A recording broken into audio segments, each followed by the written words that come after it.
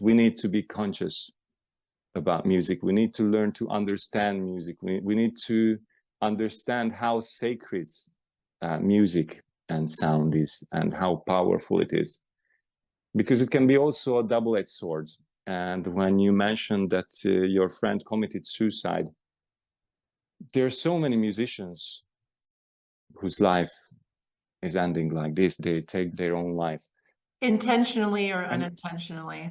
Intentionally, unintentionally, yes, exactly. And sometimes what is not seem to be suicide, it's also suicide, like self-destruction, like living in a way that is not sustainable, and you die from it sooner or later. And one of the things I'm trying to promote, not trying, I am promoting it, is to be conscious about what you sing, because whatever you sing, it's a mantra, even if it's a pop song. Because the most powerful tool of manifestation, or working with the law of attraction, is to get into an elevated emotional state.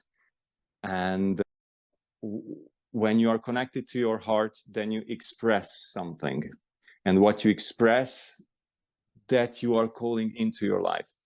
And it makes music a really dangerous thing as well, especially for those musicians who sing a lot about suffering and heartache, because it can be a beautiful medicine, and it saved my life many, many times, because that's how you can process things when you have impulses and you have grief or pain in you. And if you can alchemize it and turn it into music, that's helping you to process it, and you can get rid of it, and you're clean, and you're healthy again.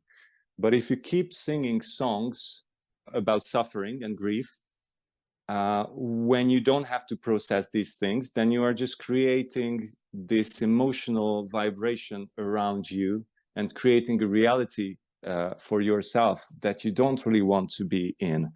And I see musicians singing, especially professional musicians, you know, they have concerts and they have songs that they need to play because that's what the audience wants to hear from them. And they sing it with all of their hearts again and again and again, every single night. And it kills many of them. I'm pretty convinced that this can have a really significant role in how you feel yourself.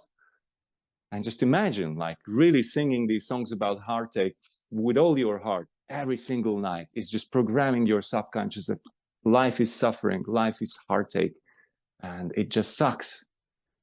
And then that will have, or you have a good chance that it happens to you. I'm not saying that we shouldn't sing songs about suffering and heartache, but I think it's really important, for example, not to finish your practicing sessions with songs that are heavy.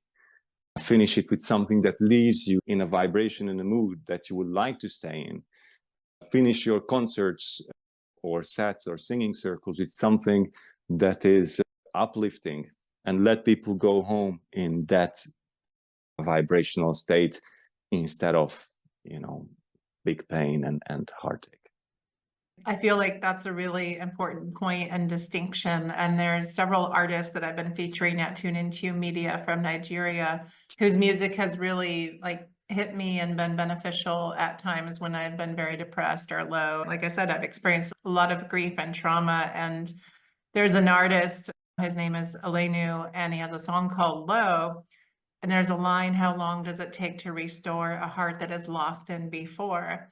And you know, our past does affect us, and we all go through pain and loss at grief at some point.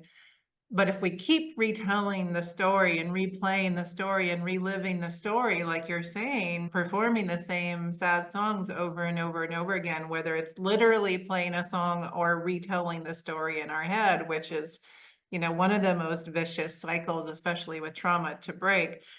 This is where this power of music has been so beneficial, because I do get caught up in my own shit. I get lost in my own world, my own pain, and I feel so alone in it. But the beauty of people sharing their truth and their authentic experience and being vulnerable about their pain and suffering is that then other people know that they're not so alone. So there's value in sharing the sad stories and the pain and loss and grief, but I definitely appreciate what you're saying. There's also value in moving on and in, telling new stories, living new stories and experiences to replace those painful ones.